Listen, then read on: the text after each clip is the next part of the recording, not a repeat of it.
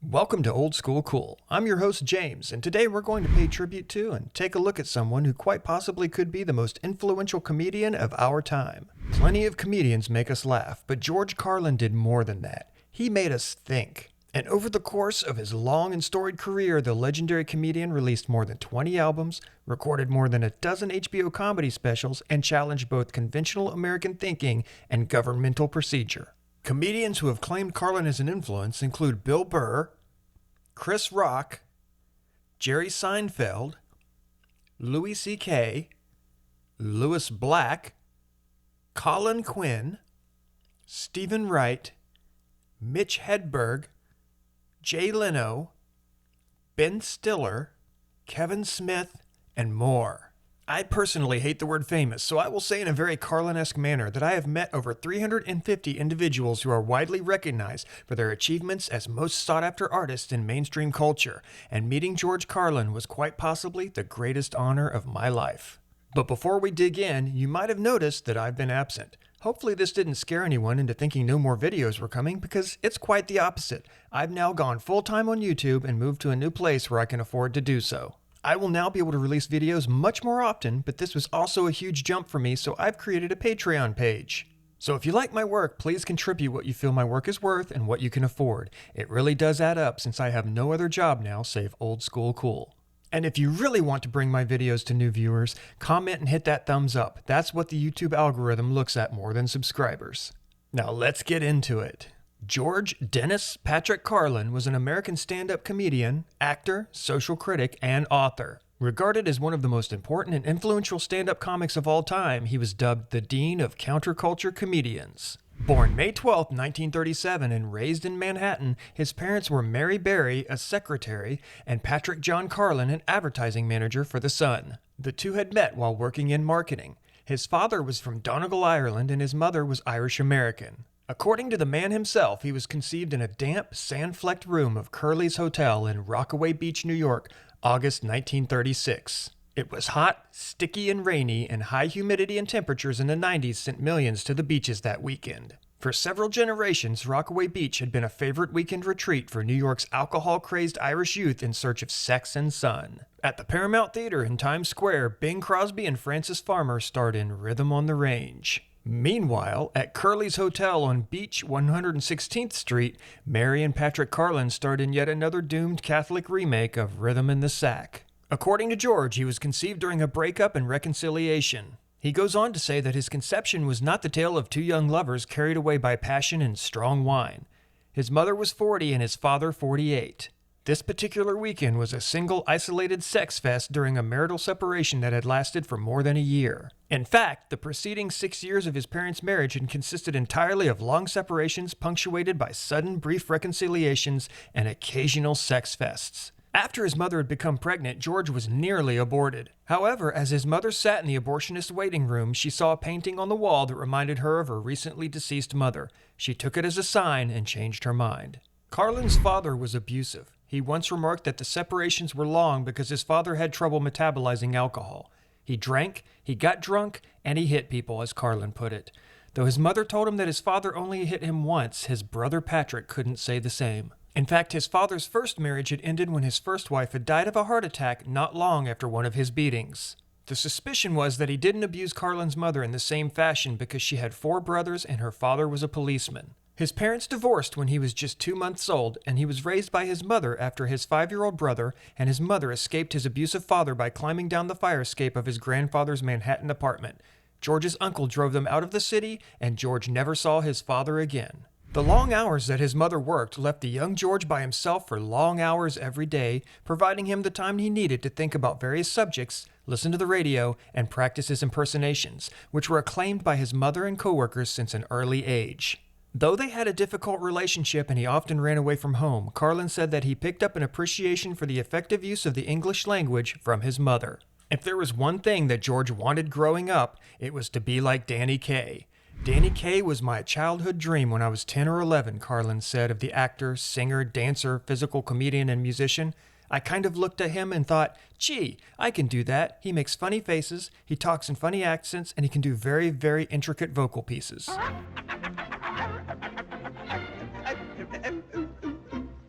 nanny goat.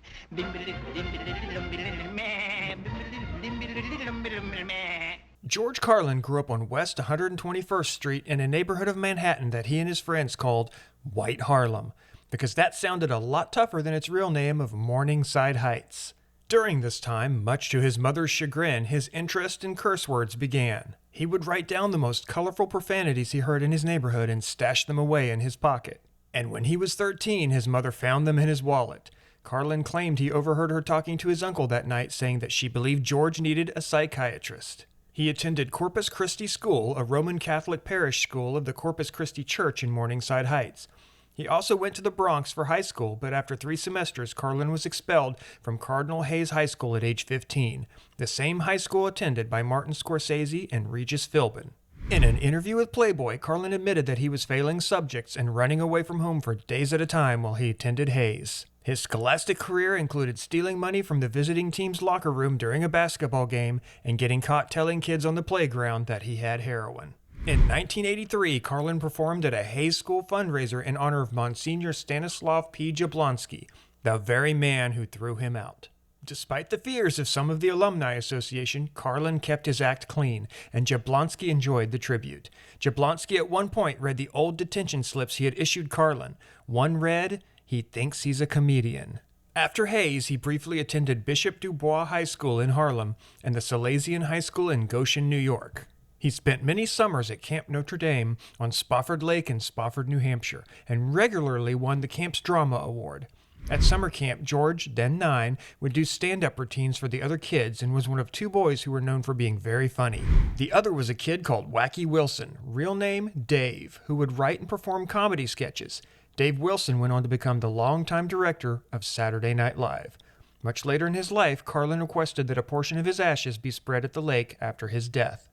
It might be hard for some of us to believe, but Carlin later joined the United States Air Force and trained as a radar technician. He was stationed at Barksdale Air Force Base in Bossier City, Louisiana. He began his professional career in radio at KJOE in Shreveport, Louisiana in July of 1956 at the age of 19 while still serving in the United States Air Force. Carlin received a general discharge on July 29, 1957. During his time in the Air Force, he had been court-martialed 3 times and also received many non-judicial punishments and reprimands. That is the George Carlin that we know. Following KJOE, he landed at WEZE in Boston in 1959. That job only lasted 3 months. In 1959, Carlin met Jack Burns, a fellow DJ at radio station KXOL in Fort Worth, Texas. Together, they started developing comedy routines for an eventual nightclub act. In 1960, on KDAY Hollywood, Carlin worked with Burns as morning DJs under the name The Wright Brothers for 3 months. They both quit radio in June of 1960 to work nightclubs as Burns and Carlin. Burns and Carlin stayed together for 2 years, playing leading clubs, getting good exposure from the press, and making a first appearance on The Tonight Show with Jack Paar. They also recorded an album entitled Burns and Carlin at the Playboy Club Tonight on Era Records. Although working mainly mainstream clubs, the act had a decidedly anti-establishment satirical flavor. During this period, while appearing at the Racket Club in Dayton, Ohio, George met Brenda Hosbrook. They were married at her parents' home in Dayton on June 3, 1961. Burns and Carlin broke up in 1962 so that each could pursue a solo career. After splitting with Burns, Carlin spent about a year working in nightclubs without much success and no television exposure. In 1963, he branched out into folk clubs and coffee houses where the audiences were more progressive and where he could develop both styles of material he felt capable of. He balanced mainstream material with the more outspoken, irreverent routines that were closer to his heart. Carlin started out as a conventional comedian and had achieved a fair degree of success as a Bill Cosby-style raconteur in nightclubs, but we were starting to see a shift. In 1963, he found the Café Al Go-Go in Greenwich Village and spent the better part of 2 years developing his comic style. Ironically, it was in this folk jazz setting that he developed the first bits which got him on television, the ultimate establishment medium. The Indian Sergeant, Wonderful Wino, and the Hippy-Dippy Weatherman were all born during this period. So was George and Brenda's only daughter, Kelly, on June 15, 1963. In 1965, Carlin began to get extensive TV exposure, 58 appearances in 65 and 66 alone, mostly on Merv Griffin and Mike Douglas. Network spots during that period included the Hollywood Palace, Jimmy Dean, Roger Miller, and Carlin's first few Tonight Show appearances, which now number over 130. In the summer of '66, Carlin was a regular on the Kraft Summer Music Hall with John Davidson, and the following year he starred with Buddy Greco and Buddy Rich on Away We Go, the summer replacement for Jackie Gleason. His first album, Takeoffs and Put-Ons, was released in 1967 on RCA Victor. During this period, Carlin became a frequent performer and guest host on The Tonight Show, initially with Jack Parr as host and then with Johnny Carson. Carlin became one of Carson's most frequent substitutes during the host's three-decade reign. And now, here's George Carlin.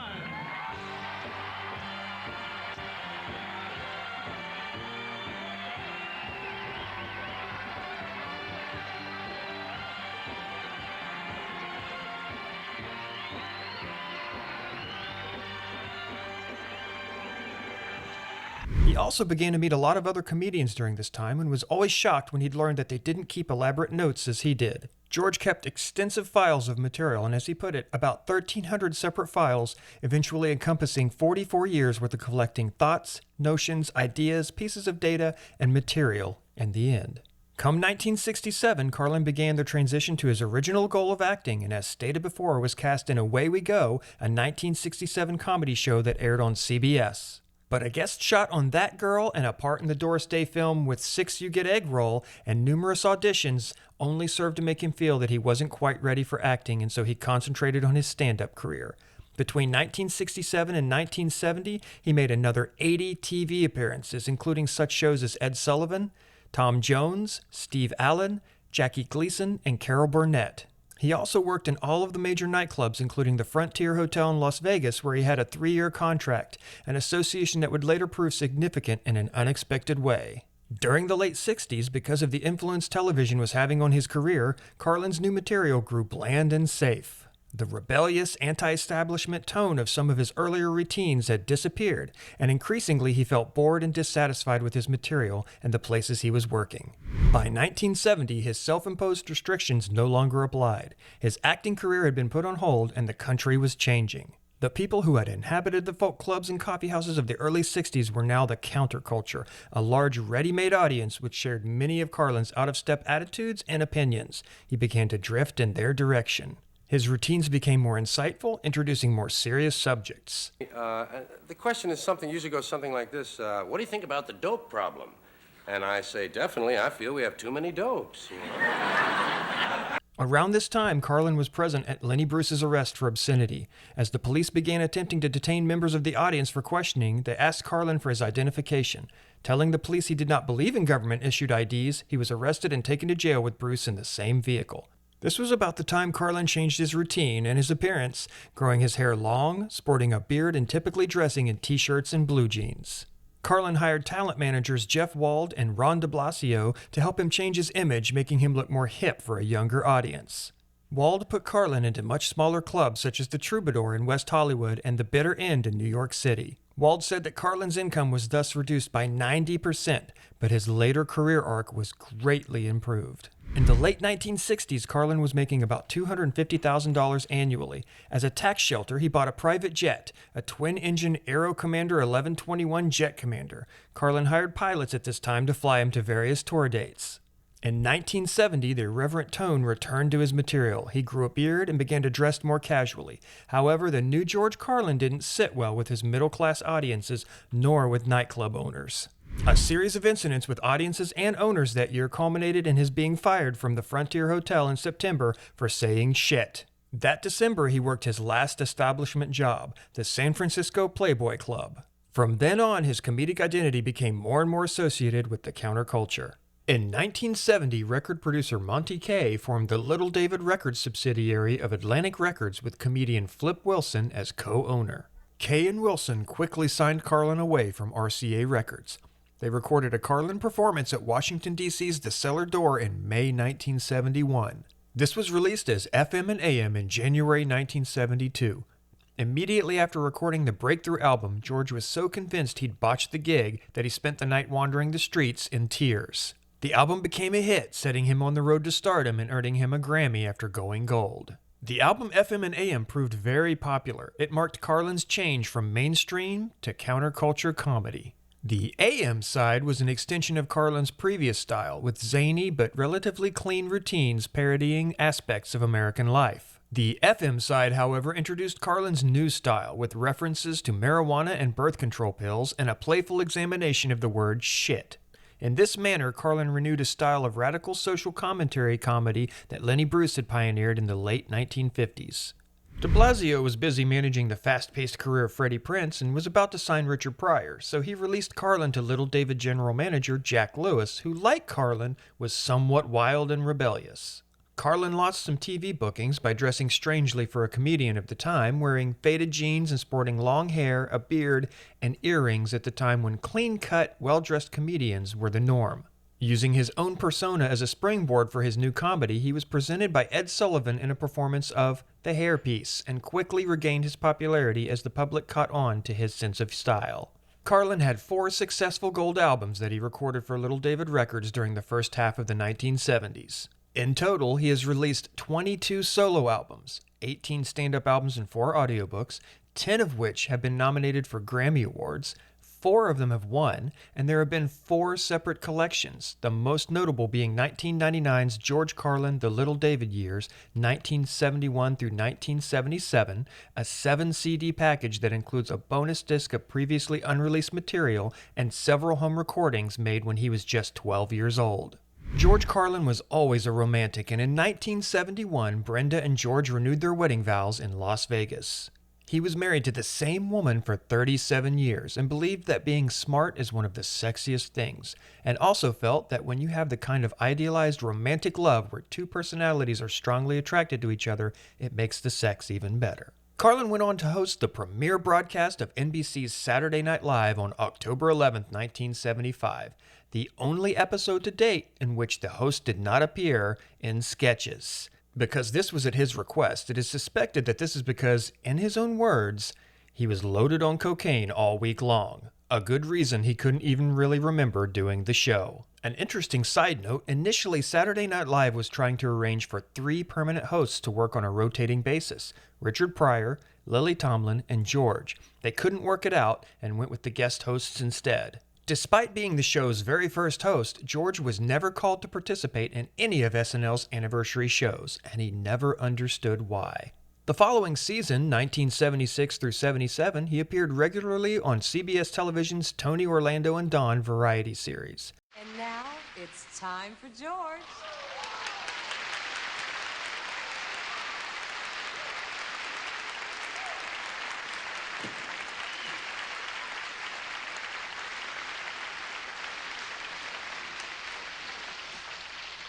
How old are you? Do people ask you that? Bother you with that? How old are you? All they really want to know is, how long have you been alive so far without dying yet? How old are you? And have you noticed that we always give the most recent age?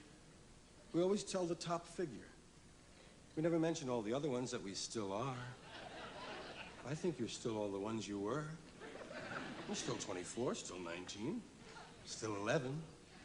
That's for sure. Just because you turned 2 doesn't mean you stop being 1. In fact, it's your second time around on 1. You're getting better at that one every year. A little-known fact is that Carlin was also the first ever host of Fridays, a show that ran from 1980 to 1982 and was ABC's attempt to copy SNL. On stage during a rendition of his Dirty Words routine, Carlin learned that his previous comedy album, FM and AM, had won the Grammy. Midway through the performance on the album Occupational Full, he can be heard thanking someone for handing him a piece of paper. He then exclaims, "Shit," and proudly announces his win to the audience. Starting in 1972, singer-songwriter Kenny Rankin was Carlin's label mate on Little David Records, and Rankin served many times as Carlin's musical guest or opening act during the early 1970s. The two flew together in Carlin's private jet. Carlin says that Rankin relapsed into using cocaine while on the tour since Carlin had so much of the drug available.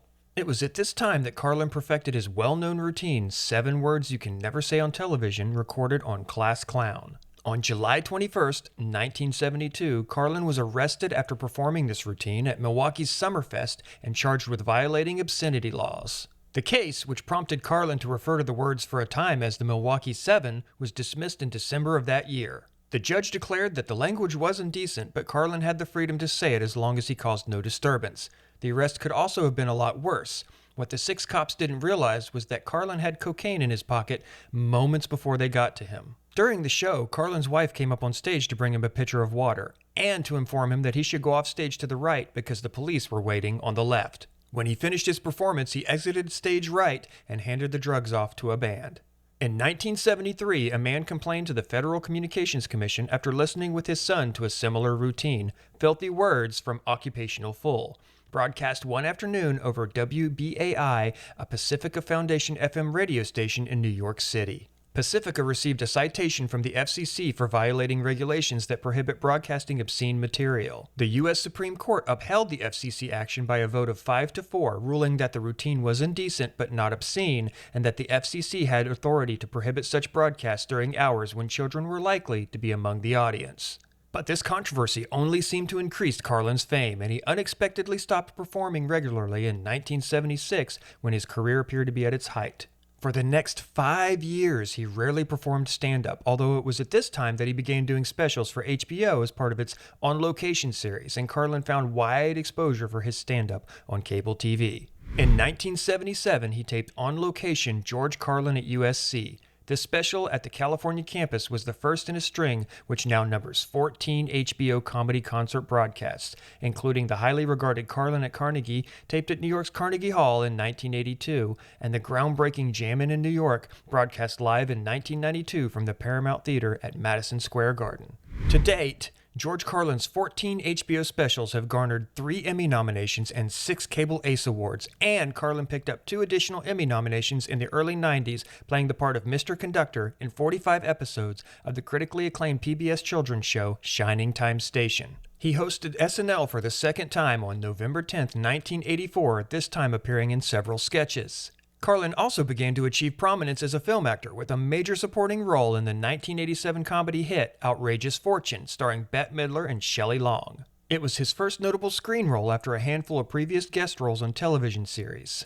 In 1989, he gained popularity with a new generation of teens when he was cast as Rufus, the time-traveling mentor of the title characters in Bill and Ted's Excellent Adventure, and reprised his role in the film's sequel, Bill and Ted's Bogus Journey, as well as the first season of the cartoon series. He also narrated the sequences of the American version of Shining Time Station, which was called Thomas and Friends, from 1991 to 95, replacing Ringo Starr. According to Britt Alcroft, who developed both shows, on the first day of assignment, Carlin was nervous about recording his narration without an audience, so the producers put a stuffed teddy bear in the booth with him. Also in 1991, Carlin had a major supporting role in the movie The Prince of Tides, which starred Nick Nolte and Barbra Streisand, portraying the gay neighbor of the main character's suicidal sister. In 1993, Carlin began a weekly Fox sitcom, The George Carlin Show, playing New York City taxicab driver George O'Grady. The show, created and written by The Simpsons co-creator Sam Simon, ran for 27 episodes through December of 1995. In regard to the show, in his final book, the posthumously published Last Words, Carlin said that he had a great time, never laughed so much or so often and hard as he did with the cast members. There was a very strange, very good sense of humor on that stage, but he was also incredibly happy when the show was canceled. He was frustrated that it had taken him away from his true work. Carlin later explained that there were other, more pragmatic reasons for abandoning his acting career in favor of stand-up. In an interview for Esquire magazine in 2001, he said, "Because of my abuse of drugs, I neglected my business affairs and had large arrears with the IRS, and that took me 18 to 20 years to dig out of. I did it honorably, and I don't begrudge them. I don't hate paying taxes, and I'm not angry at anyone because I was complicit in it, but I'll tell you what it did for me. It made me a better comedian. Because I had to stay out on the road and I couldn't pursue that acting career, which would have gone nowhere, and I really became a good comic and a really good writer." George Carlin was honored at the 1997 Aspen Comedy Festival with a retrospective George Carlin 40 Years of Comedy hosted by Jon Stewart. That same year, Carlin ventured into a new field as Hyperion published his first book, Brain Droppings, a collection of original routines, one-liners, commentaries, and essays. In hardcover and paperback, the book spent a total of 40 weeks on the New York Times bestseller list and has sold nearly 900,000 copies. The book on tape version, read by Carlin himself, won the 2001 Grammy for Best Spoken Comedy category. Sadly, around this time, Brenda Hosbrook died of liver cancer on May 11, 1997, the day before Carlin's 60th birthday. In November of 1997, Carlin met Sally Wade, a comedy writer based in Hollywood. Carlin described it as love at first sight, but was hesitant to act on his feelings so soon after his wife's death. They eventually married on June 24, 1998, in a private, unregistered ceremony. The marriage lasted until Carlin's death in 2008. 2 days before their 10th anniversary. A second book, Napalm and Silly Putty, written in the same style as the first, was published in April 2001 and was likewise a huge success, reaching the #1 spot on the New York Times bestseller list in its second week. The paperback edition, published a year later, has done equally well, and together both formats have now sold over 600,000 copies. Once again, the audiobook CD version garnered a Grammy Award for his fourth. That same year, Carlin was given a Lifetime Achievement Award at the 15th Annual American Comedy Awards. In 2003, Representative Doug Osee of California introduced a bill to outlaw the broadcast of Carlin's 7 Dirty Words, but in January 2004, it was tabled. In the fall of 2004, a third book, When Will Jesus Bring the Pork Chops, was published in hardcover by Hyperion, the paperback again following by 1 year. Its format echoes that of the first two. Long and short-form essays and observations and commentaries ranging from the serious to the silly. It also includes more of Carlin's trademark observations on the American language, one of his notable comedy strengths. Sales to date are right at the 600,000 copy mark, bringing his total book sales to just over 2 million copies. And once again, as with the first two books, the audiobook CD version of When Will Jesus Bring the Pork Chops was nominated for a 2006 Grammy in the Best Spoken Word Album of the Year category. Meanwhile, in the spring of 2004, Carlin had a substantial role as Ben Affleck's father in Kevin Smith's Jersey Girl. It was his 11th feature film and his most significant role thus far. In addition, he has performed extensive voiceover work in 3 animated films, Tarzan 2, Happily Never After, and Cars. In the midst of all of this, Carlin still managed to perform 90 concerts around the country each year, selling nearly 250,000 tickets. Additionally, he has made about 8 visits annually to Las Vegas, where he performed 4-day weekends at the Orleans Hotel, considered by many comics as the best comedy venue in Las Vegas. Carlin performed regularly as a headliner in Las Vegas, but in 2004 his run at the MGM Grand Las Vegas was terminated after an altercation with his audience. After a poorly received set filled with dark references to suicide bombings and beheadings, Carlin complained that he could not wait to get out of this, quote, fucking hotel and Las Vegas. He wanted to go back east, he said, where the real people are. He also went on to say, people who go to Las Vegas, you've got to question their fucking intellect to start with. Traveling hundreds and thousands of miles to essentially give your money to a large corporation is kind of fucking moronic. That's what I'm getting here, is these kind of fucking people with very limited intellects. When an audience member shouted, "Stop degrading us," Carlin responded, "Thank you very much. Whatever that was, I hope it was positive. If not, well, blow me." He was immediately fired, and soon thereafter his representative announced that he would be beginning treatment for alcohol and prescription painkiller addiction on his own initiative.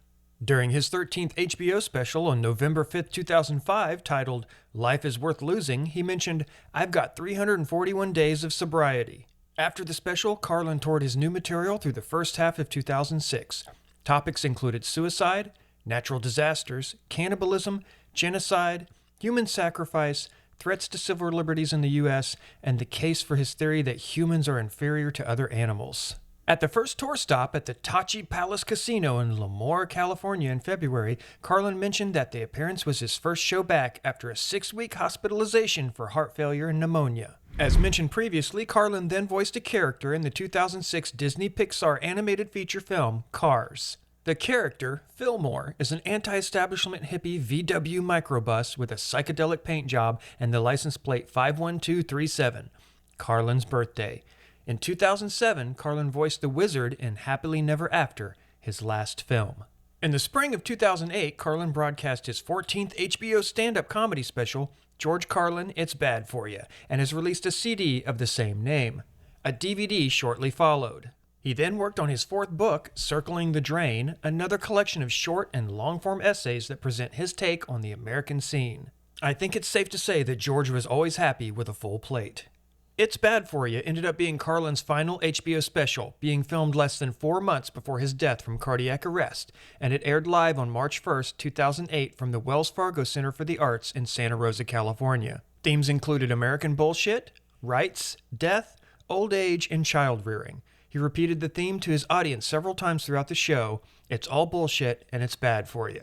As he aged, he became more cynic and bitter, unintentionally changing his stage persona once again in a radical way throughout the 90s.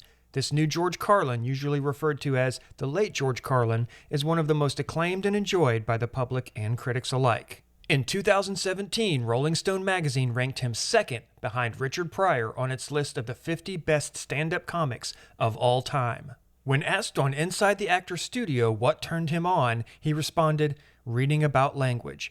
When asked what made him the proudest of his career, he said the number of his books that have been sold, close to 1 million copies at the time. George Carlin was an innovator, a leader, and someone who spoke what he believed to be the truth, no matter the consequences. He was an avid user of marijuana, LSD, and mescaline, stating that these helped him in his personal life, and he was an influence to countless comics and human beings alike. I know that I would not be the person that I am today if not for George Carlin, and though I've had many influences in my life, that might be true more of him than any other human being. He always had a great respect for younger performers. He considered Eminem a brilliant poetic artist, and his 1990s comeback was partially influenced by his admiration for Sam Kinison. George considered his fan base an extended family that gave him, quote, this feeling of belonging to this large community without having to buy greeting cards for them, unquote. And that is exactly how he treated myself, my wife, and our unborn daughter at the time. When I met him, I was scared. This was George Carlin, the most irreverent comic ever to live, the man who's always angry on stage. And he was the nicest man I've ever met when he patted my wife's belly and said, hello, little baby. That is something I will never forget. During his 50-year career, irreverent comedian George Carlin stood in front of his audiences, questioning, condemning, and cutting through what he called middle-class crap. His performances were often rants against authority and censorship and literally molded millions of human beings into who we are today. My becoming a libertarian is largely due to him and how he helped me see clearly during my teenage years. Carlin had a history of cardiovascular problems spanning 3 decades. These included 3 heart attacks in 1978, 1982, and 1991, an arrhythmia requiring an ablation procedure in 2003, and a significant episode of heart failure in late 2005. Carlin was a Mets fan since the Dodgers moved from Brooklyn to LA and was taking in a New York Mets-Los Angeles Dodgers contest at Dodger Stadium with his agent in May 1982 when he had his second heart attack. After realizing that the park's first aid station was nothing more than a place to get a Band-Aid, their limo driver booked it to St. John's Hospital.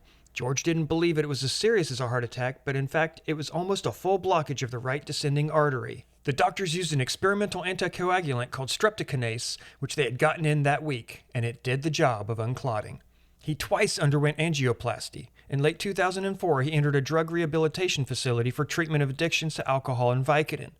Carlin died on June 22, 2008 at St. John's Health Center in Santa Monica, California, of heart failure at age 71. His death occurred 1 week after his last performance at the Orleans Hotel and Casino in Las Vegas. In accordance with his wishes, his body was cremated and the ashes were scattered in front of various nightclubs he played in New York City and over Spofford Lake, where he attended summer camp as an adolescent. Upon his death, HBO broadcast 11 of his 14 HBO specials from June 25th to 28th, including a 12-hour marathon block on their HBO Comedy channel. NBC scheduled a rerun of the premiere episode of Saturday Night Live, which Carlin hosted. Both Sirius Satellite Radio's Raw Dog Comedy and XM Satellite Radio's XM Comedy channels ran a memorial marathon of George Carlin recordings the day following his death. Sirius XM Satellite Radio has since devoted an entire channel to Carlin entitled Carlin's Corner, featuring all of his comedy albums, live concerts, and works from his private archives. Larry King devoted his entire show of June 23rd to a tribute to Carlin, featuring interviews with Jerry Seinfeld, Roseanne Barr, and Louis Black, as well as Carlin's daughter Kelly and his brother Patrick Jr. On June 24th, the New York Times printed an op-ed piece on Carlin by Jerry Seinfeld. Cartoonist Gary Trudeau paid tribute in his Doonesbury comic strip on July 27th. 4 days before Carlin's death, the John F. Kennedy Center for the Performing Arts had named him its 2008 Mark Twain Prize for American Humor honoree. He became its first posthumous recipient on November 10th in Washington, D.C. Comedians honoring him at the ceremony included Jon Stewart, Lily Tomlin, Louis Black, Dennis Leary, Joan Rivers, Margaret Cho, and Louis C.K. Louis Black even dedicated the entire second season of Root of All Evil to George Carlin. For a number of years, Carlin had been compiling and writing his autobiography to be released in conjunction with a one-man Broadway show tentatively titled New York Boy. After Carlin's death, Tony Hendra, his collaborator on both projects, edited the autobiography for release as Last Words. The book, chronicling most of Carlin's life and future plans, including the one-man show, was published in 2009. The abridged audio edition is narrated by Carlin's brother, Patrick Jr. The George Carlin Letters, The Permanent Courtship of Sally Wade, by Carlin's widow, a collection of previously unpublished writings and artwork by Carlin interwoven with Wade's chronicle of their 10 years together, was published in March 2011. The subtitle is a phrase on a handwritten note that Wade found next to her computer upon returning home from the hospital after her husband's death. On October 22, 2014, a portion of West 121st Street in the Morningside Heights neighborhood of Manhattan, where Carlin spent his childhood, was renamed George Carlin Way. I really hope we see it one day because a biopic has been in the works since 2018. It's clear that George Carlin touched this world as few comedians or even human beings do, and I have to say I think we're all better for it. But I still have one lingering question. Who stole the banana guacamole?